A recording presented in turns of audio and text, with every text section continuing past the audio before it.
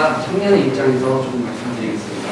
사실 저는 결혼한 지가 3년 차입니다. 근데 다른 분들은 지금 다 결혼을 해야 저출산, 아까 말씀하신 것처럼 저출생을 해결할 수 있다고 생각하시는 것 같은데, 그 방향도 있지만 사실 결혼을 하고 애를 가지려고 해도 같이 못하는 경우가 많습니다.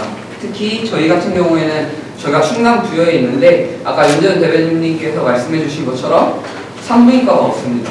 그렇고 여성 전문 병원이 없다 보니까 저희 와이프 같은 경우에는 서울에서 살다가 서울에서 이제 만나서 결혼해서 부여로 내려온 건데, 그렇다 보니까 이제 병원도 없고 또 이제 애를 낳으려면 또 세종이나 논산 뭐 이쪽 대전 이쪽으로 나가야 되다 보니까 그런 부분에 대해서 와이프가 되게 걱정을 많이 하고 과연 낳는 게 맞는 것인가. 그리고 저희 같은 경우에는 저는 회사를 다니고 있고 또 와이프 같은 경우에는 카페를 운영하고 있는데, 그럼 둘이 맞벌이를 하고 있다 보니까 보육시설이나 또 이제 저희 주변을 보면 또 애를 가지려고 해도 난임이나 불임 때문에 못하는 경우도 많습니다. 그래서 난임이나 불임 같은 경우에도 이제 정부에서 지원을 해주는 경우가 많고 돈으로 지원을 해주는 경우가 많이 있지만, 사실 그런 난임, 불임 시술병원을 가기 위해서는 저희가 부여에 있으면서도 서울을 가야 되는 입장입니다. 서울을 가지 않으면 저희가 진짜 회사를 다니고 있는 회사원들 입장에서는 하루 휴가를 내고 가서 시술 받고 또 그게 하루 만에 되는 게 아니지 않습니까? 그렇기 때문에 또 왔다 갔다를 자주 반복해야 되는데, 그런 경우에는 저희가 과연 그것까지 부담을 하면서 저희 시간을 그렇게 보내면서 그곳에 가서 난임이나 불임 시술을 받을 수 있을지도 고민인 거고, 또 여성 전문 병원도 그렇고, 특히 저 같은 경우에는 이제 말씀드리고 싶은 게 충남 도내에 그렇게 여성 전문 병원이 많이 있나, 그 부분에 대해서 조금 물론 정부에서 지금 사실 보면은 서울 같은 경우에는 여성 전문으로 하는 병원들도 많고 산부인과도 많고 또 여의사가 진료를 하는 산부인과도 많이 있다고 알고 있습니다. 산후조리원도 그렇고. 근데 충남 같은 경우에는 천안에는 제가 알기로는 많이 있다고 들었지만 부여 같은 경우에는 그게 많이 없기 때문에 그런 부분들도 신경을 써주셨으면 좋겠고, 그 다음에 사실 제가 제 입장에서 말씀드리자면 돈을 많이 준다고 해서 애를 낳고 싶거나 이런 생각은 사실 많이 안 듭니다. 그리고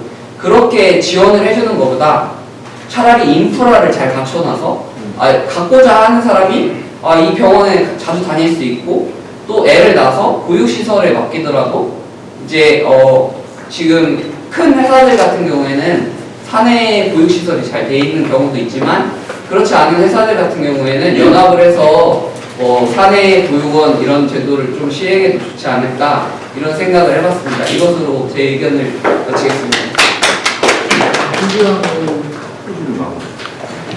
목소리가 나가는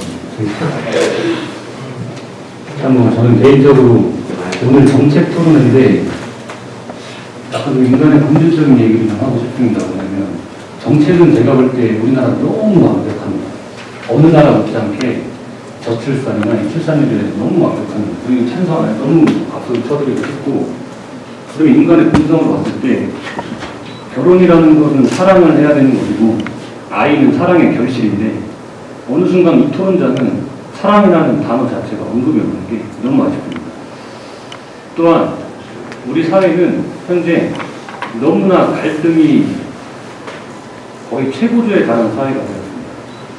남녀와의 갈등 문제, 그리고 여와 야의 갈등의 문제. 2015년도가 우리가 이제 출생률이 1.1 정도에서 19년도 0.8로 떨어졌다는 얘기는 이 1이 무너진 거는 결혼을 안 한다는 얘기인데, 결혼을 안 한다는 얘기는 남녀가 서로 사랑하지 않는다는 얘기입니다. 근데 여기 있는 분들은 모든 정책적인 이야기만 하지 왜 사랑을 하지 않는지에 대한 고민을 안 하는 것 같아요. 이건 갈등의 문제입니다. 지금 뉴스를 봐도 여자는 남자를 까고 남자는 그걸 방어하고 서로가 사랑하는 어떤 그 분위기가 형성되지 않습니다. 정치권도 마찬가지고, 정의당은 여성을 대변하고 국민의힘은 그걸 방어하려고 하고, 이 큰 문제거든요. 그러면 뭐 경제적인 문제 절대 아닙니다. 왜 그러냐면 전국적으로 아니 전 세계적으로 봤을 때 우리나라만 출생률이 0.8로 떨어졌거든요. 우리나라만이 기이한 현상입니다. 이거는 정책적인 문제가 절대 아니고 이 사회적인 분위기가 우리나라는 갈등이 거의 최고조에 달했습니다. 언제 터질지 모르고 제가 볼 때 이 현상이 계속된다고 하면 우리는 향후 100년 후에 인간 만드는 공장을 만들 수도 있습니다. 정말 경각심가해요. 이 갈등의 문제. 상상해 보십시오. 인간을 만드는 공장이 나올 겁니다. 인프라 문제, 뭐 어떤 뭐 교육적인 문제, 개인적인 생각입니다만은 향후 50년에 메타버스가 시행이 되면 이 교육, 인프라 모든 것들이 해결된다고 보거든요. 그러면은 제가 볼 때는 뭐 출산율에 있어서 이 인프라적인 문제나 정책적인 문제 다 소용이 없습니다. 왜? 메타버스 시대가 도래하기 때문에 가상의 세대. 그렇기 때문에 우리가 이 인간 공장을 만들지 않기 위해서는 지금의 갈등은 정치권부터 해결할 수 있는 방법을 어떻게 해야 될까? 평가를 준비했는데 발표를 못했거든요. 지금 말씀드려도 될까요? 잠깐만. 네. 저희 이원재들 먼저 말씀하세요. 먼저 하세요. 아니, 먼저 하세요. 지금 모두 난임치료 얘기가 나와서 저도 그거를 준비를 했거든요. 많은 네. 예, 말씀하세요. 네, 먼저 하겠습니다. 네, 지금 3회 출생아 중에서 10% 정도가 난임치료를 통해서 본인은 괜찮은데 안 들리는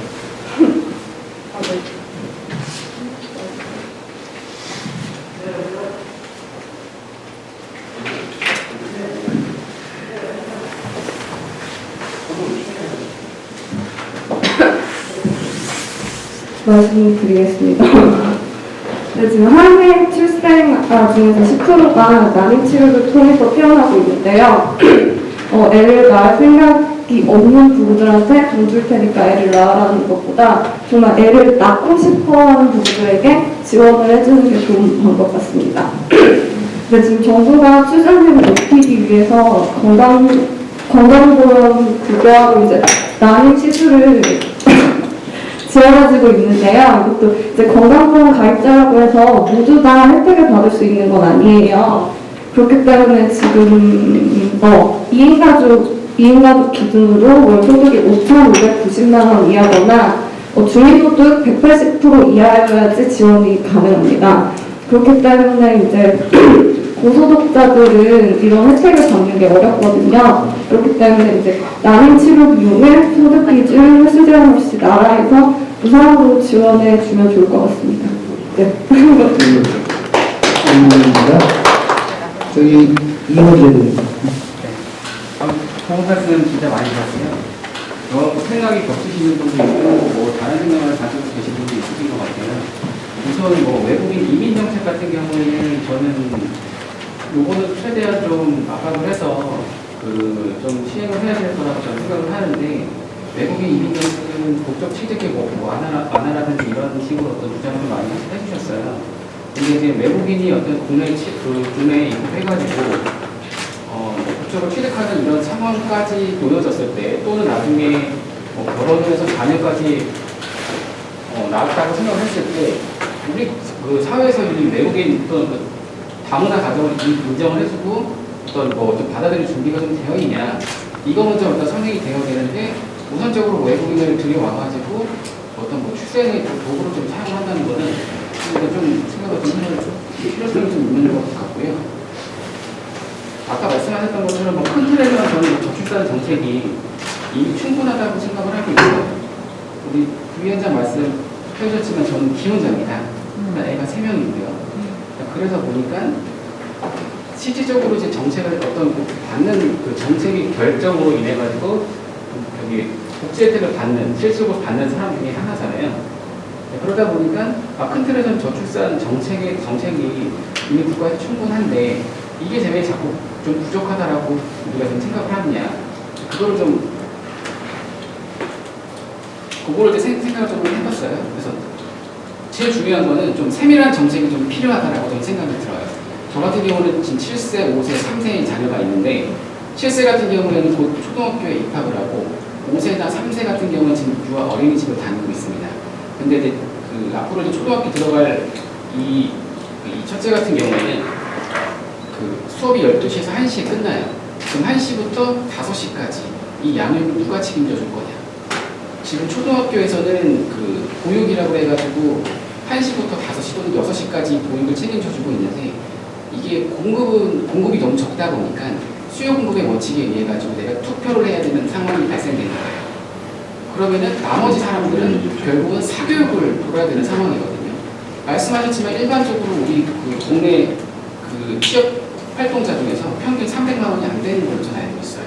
근데 사교육 시장에 몇십만 원, 몇백만 원을 투자를 한다는 것은 기본적으로 우리 그 한 가정에서 지출이 너무 크다는 거죠.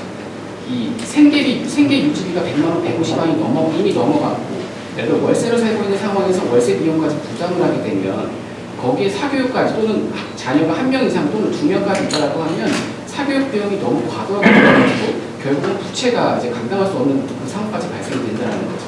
지금 정책 토론회에서는 기본적으로 출생을 해서 결혼을 그 20대 또는 30대, 40대, 50대를 결혼을 시켜가지고 자녀를 출생하는 생각만 하고 있는 거예요. 저는 개인적으로 자녀 1명 가지고 있는 사람이 1명을 더 낳을 수 있는 분위기를 조성해야 된다고 생각하거든요. 그러면 이런 양육에 대한 그 중간에 그 공백을 우리가 정책적으로 좀 메꿔줄 수만 있다면 1명에서 2명 또는 2명에서 또는 3명, 3명에서 4명 이상까지 낳을 수 있는 우리 문화가 형성될 거라고 생각을 해요. 전체적으로 우리 거시적으로 봤을 때 사회 이념적인 거나 아니면 그 경제적인 거나 논해가지고 우리가 이런 뭐 노동의 문제나 직접 문제를 해결을 해가지고 우리가 뭐 출생률을 높여야 된다고 생각하지만 그것도 하나의 방법이지만 이미 정책적으로 충분하잖아요. 몇백조를 투자를 하고 여기서 새로운 정책이 나올 게 뭐가 있냐라는 거예요. 저는 그 아무리 몇백 명의 전문가가 나온다고 해도 몇십 년, 10년 이상의 그런 출산 장려 정책을 펼쳤지만 새로운 정책으로 인해서 그 결정이 어떤 돋보인 건 사실 없었단 말이에요. 결과적으로 지표는 낮아졌고 그러면 우리가 지금 이 상황에서 그 정책적으로 어떤 그 실효적인 것 좀 얻어내려면 1명이나 2명이 일단 결혼을 했던 그 기혼자들에게 이런 혜택이나 여유를 줘가지고 1명의 자녀를 더 출생할 수 있고 이런 게 사회적으로 문화가 형성이 되면 저 친구는 2명에서 3명을 키우고 있는데도 삶의 질이 크게 문제가 없구나. 내 니즈를 충분히 활용할 수 있고 내 니즈를 좀 충족시킬 수 있구나. 결혼할 예정한 사람들에게 이런 걸 보여줘야 돼. 근데 앞으로 결혼할 사람들이 봤더니 너무 힘든 것만 보이는 거죠. 하다못해 5시에 애를 데리고 와야 되고 직장에서는 뭐 잘리고 1년 있다가 육아휴직 받아서 들어갔는데 책상이 없어지고 이런 상황들을 보고 있는데 과연 이 사람들이 그 결혼을 할 마음이 생기겠냐라는 말이에요. 위에서부터 해결이 안 되면 밑에서 아무리 어떤 정책을 몇백조 또는 1억, 2억을 준다고 해도 그게 실질적으로 자기가 받아들이지 않는 거죠. 왜냐면 내가 앞으로 그 10년, 보통 지금 젊은 친구들은 보통 20년, 30년 앞을 바라보고 자기가 생각을 하고 내 계획을 다 짜고 있는데 내 20, 30년 앞에 눈이 다 보이는 상황을 가지고 내가 지금 결혼을 해서 출생을 하고 이런 생각까지 과연 할 수 있느냐는 거예요. 그래서 실질적으로 제가 생각하는 거는 이 정책이라고 하는 것은 이미 포화되어 있고 더 이상 어떤 이슈가 될 만한 걸 만들지 못할 거라면 기존에 있는 그런 자원이라든지 이런 걸 활용해서 그 좀 분배의 역할인 거죠. 여기에 들어갈 거 조금만 빼서 여기다가 조금 분배를 해주면 이런 공백들을 좀 우리가 해소할 수 있지 않냐. 저는 이런 생각을 하고요. 나머지 얘기가 좀 몇 개 있긴 한데 좀 내용이 공통적인 것이어서 따로 말씀드리진 않고 일단 큰 주제로서는 제 의견은 그렇습니다. 감사합니다.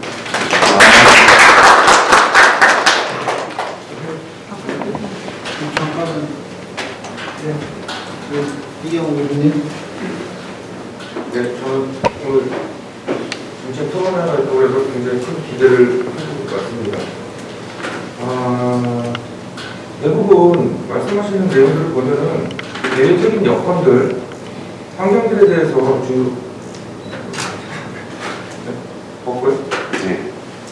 대외적인 환경 요인들에 대해서 많은 얘기를 하시는 것 같아요. 자, 그래서 저는 이 정책 토론회라고 하면은 우리가 실제적인 사례를 통해서 좀 설명을 좀 부과시켜서 객관화를 시켜야 된다고 생각을 합니다. 자, 그래서 먼저 예를 들면 우리가 이제 1980년대에 일본과 30년의 격차, 미국과 50년의 격차를 얘기를 했었습니다. 자, 일본의 사회적 구조와 우리나라의 사회적 구조는 굉장히 흡사합니다. 가치관도 흡수하고요. 전 세계에서 가장 유사하다라고 좀 얘기를 하고 있습니다. 지금 뭐 일본에서는 고령화 사회로 갔는데 우리는 그걸 뛰어넘어서 고령화 사회로 가고 있는 추세이고, 저출산의 문제도 마찬가지로 일본에서 시작이 많이 이루어져 왔습니다. 자, 그래서 몇몇 가지들을 이제 말씀하시다 보니까 특히 이제 충남 지역은 농촌 지역이 많더라는 거죠. 농촌 지역의 한계점들을 아까 뭐 산부인과에 대한 얘기를 했지만, 그거는 뭐 정부의 이건 어떤 뭐 수요의 공급의 차이에서 벗어나서 경제적인 관점들이 굉장히 크다고 생각을 합니다. 자, 그렇기 때문에 이 농촌 지역에서의 활성화를 위해서는 저는 일본의 사례를 조금 굉장히 좀 필요하다. 특히 협동조합의 형태들을 지금은 뭐 농협에서 주로 다 하지만 그것이 아니라 자발적 협동조합의 형태들로 우리가 이제 과거에 했었던 뭐 두레와 개와 같은 이러한 형태들을 활용을 해가지고 우리의 것들을 좀 활성화시킬 수 있는 노력들, 방안들을 해야 되는데, 지금 아까 다 말씀하신 것처럼 대책, 어떤 이제 정책적인 것들은 많이 나와 있는데 없다. 근데 우리들이 실제적으로 하고 있는 것은 정부에다 기대를 하고 있다는 얘기죠. 자, 두 번째로 프랑스와 독일의 사례를 좀 말씀을 드리면은, 프랑스 같은 경우가 우리가 2차 세계대전이 끝나고 독일은 급격한 이제 경제 성장을 하게 되어지면서 마찬가지로 나타났던 것이 이제 저출산입니다. 그러다 이제 독일의 경제는 유럽 제1의 국가가 되어졌고 프랑스는 그 뒤를 따라갔거든요. 그런데 이제 프랑스에서 했었던 얘기가 뭐냐, 육아 정책들, 특히 이제 저출산에 대한 부분들에 대해서 확고히 정책들을 꾸려나갔습니다. 그러면서 지금 독일의 저출산이 나오니까 프랑스에서 너네 조금만 기다려라, 우리가 너네를 뛰어넘을 것이다. 곧 경제활동 생산 인구가 급격하게 증가를 했다는 얘기입니다. 자, 우리가 이제 가야 될 것들은 지금의 정책들이 나왔을 때 그 실효성을 거둘 수 있는 것은 약 30년이 걸린다라고 지금 얘기를 하고 있어요. 지금에서 우리가 이러한 정책들을 제대로 만들어내고 실행에 옮기지 않으면 다음 세대에게 그대로 물려준다는 얘기죠. 저는 이런 의미에서 또 하나는 이제 유럽의 형태들도 한번 보고 싶습니다. 뭐냐? 교육입니다. 교육. 우리는 지금 대학이라고 하는 곳을 꼭 가야 되는 곳으로 인식을 하고 있는데, 우리가 대학을 졸업하고 직장을 잡고 취업을 하는데 시간이 오래 걸린다는 얘기죠. 출산을 하고 보육을 하고 하다 보면 40대 이상이 지나간다는 얘기죠. 자, 그것을 해결하는 것은 대학 교육을 현실화시키는 거죠.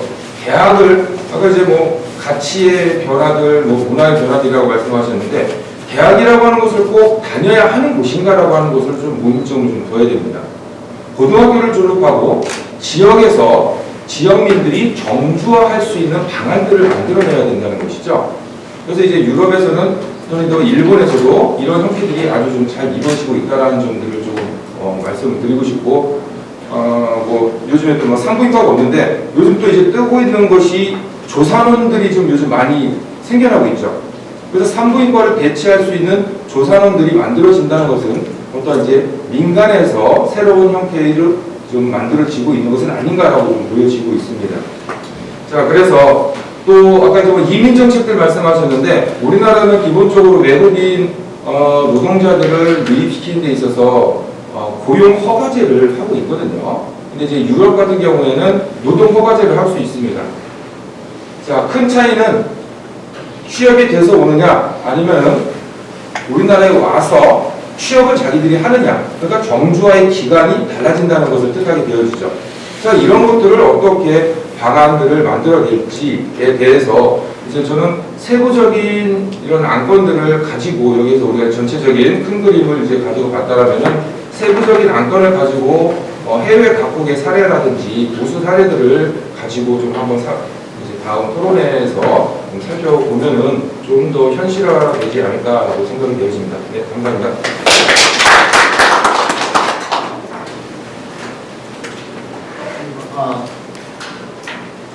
네, 김성훈 의원님. 저도 지금까지 말씀하신 분들 중에 인식 개선 가장 공감되는 부분이고요. 아까 단장님께서도 그 독신 벌금도 얘기하셨지만 그 인센티브 부분에 대해서 좀 말씀을 드리고 싶은데, 아까 아파트 할 때도 가점 얘기하셨듯이 저희가 이제 다자녀분들 취업을 할 때도 우리 군 가산점제도 하듯이 가점제도를 좀 줘가지고 아이를 많이 낳았으니까 당연히 양질의 직장이 필요해서 경제활동을 자유롭게 좀 더 질적 향상을 할 수 있는 경제활동을 할 수 있게 도움을 주는 것은 굉장히 사회적 합의를 통해서 배려를 해야 된다고 생각합니다. 저희가 뭐 어디 매표소를 가서라도 장애인 무대, 국가유공자 무대도 다 있지만 저희 다자녀 무대는 없지 않습니까? 아니 지금 대한민국이 저출산으로 존폐 위기가 있는데 그분들이 국가유공자 아니겠습니까? 그래서 매표소뿐만 아니라 뭐 어떤 극장을 가더라도 그분들은 무대를 해주시고 저도 아들이 3명인데 이번에 코로나가 터져보니까 뭐 4명 4인 제약을 해서 식당 가는 분이 굉장히 제약이 많더라고요. 주민등록 등본도 가지고 다녀야 되고 이 증명을 해야 되니까 다자녀 나신 분들은 아예 신분증에 자녀 하나, 자녀 둘, 자녀 셋 이렇게 표기를 해주면 굉장히 매표소 같은 데서 쉽게 할인을 받을 수 있고 뭐 그런 것들, 그러니까 사회적 인식 개선이 이 다자녀 분들은 진짜 무대해줘야 된다. 장애인 못지않게, 국가유공자 못지않게 이런 인식 개선이 좀 필요하지 않나. 예, 그런 말씀을 좀 드리고 싶습니다. 모시고 거꾸로 와야지. 예, 무슨 얘기인지 알겠어요. 저 모시고 와야 돼. 자, 인식 개선 중에서 지금 개선을, 사회적 인식 개선 중에서 방안을 이렇게 실효적으로 내잖아요. 앞으로는 모시고 와. 시간이 많이 흘렀습니다. 원래 10시부터 시작했으면 아직 조금 시간이 더 걸렸을 텐데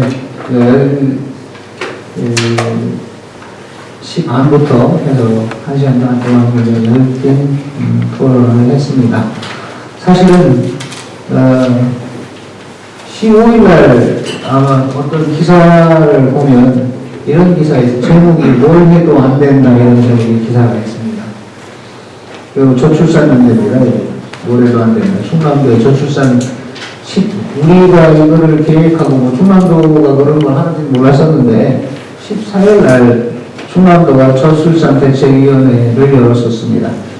거기에서 역시 결론이 없어요. 아까 이경호 교수가 얘기한 해외 사례, 독일, 프랑스, 헝가리 뭐 이런 정책들에 대한 거를 도입해야 된다. 그리고 지금 저출산하고 저출생이라고 했는데 문제가 청년들의 인식 문제가 아니라 사회적인 분위기, 사회 인프라 문제다라고 하는 그런 점들이 지적된 것 같아요. 그 저출산 대책위원회에서도. 여하튼 오늘 우리도 우리가 이제 앞으로 이거를 좀 뭐랄까요, 좀 압축해서 오늘 토론회에서 나왔던 이야기들을 압축해서 앞으로 이 문제를 가지고 다시 재생산을 할까 합니다. 오늘 토론했던 부분 중에서 앞으로 이런 제도는 정말 필요한 것 같다라고 하는 부분, 좀 전에 예를 들어서 카드, 패싱, 자녀 카드, 다자녀 카드 이런 문제들처럼 좀 구체적인 것도 있을 테고, 말 그대로 아까 우리 이경호 교수가 얘기한 대로 30년 걸릴 얘기도 있을 겁니다. 그런 얘기들을 우리 대변인단 그리고 충남도당에 다른 이경호 교수나 유진수 위원장이나 다른 자원들과 같이 하나의 뭐랄까요? 콘텐츠라고 하나요? 뭐 유튜브라든가 또는 이런 것들을 통해서 우리의 정책 방향들 그리고 도의 정책 입안자들하고 얘기를 해서 이런 것들을 좀 더 널리 보급할 수 있는 방안들을 강구해 볼까 합니다. 자, 오늘 토론회 1시간 반 동안 아주 열띤 토론을 해주신 우리 대변인 난 여러분, 그리고 유진수 위원장님, 도정수 위원장님, 그리고 이제 위에서 오신 이무영 부원장님, 또 특보단장님, 또 여하튼 기자분들 신경하고 수고하셨어요. 여하튼 오늘 이런 자리가 현실적으로 지금 연말 분위기가 돼서 바로 사실 제가 계획한 거는 한 달에 약 3번 내지는 일주일에 한 번 이렇게 생각을 했는데 연말이라고 하는 그 시간이 좀 그런 것 같아요. 그래서 다음 정책 토론회는 내년도 1월 초에 첫 주 지나고 1월 첫 주는 바쁘잖아요. 첫 주 지나고 난 뒤에 다시 날짜를 정해서 이 자리에서 할 수 있도록 하겠습니다.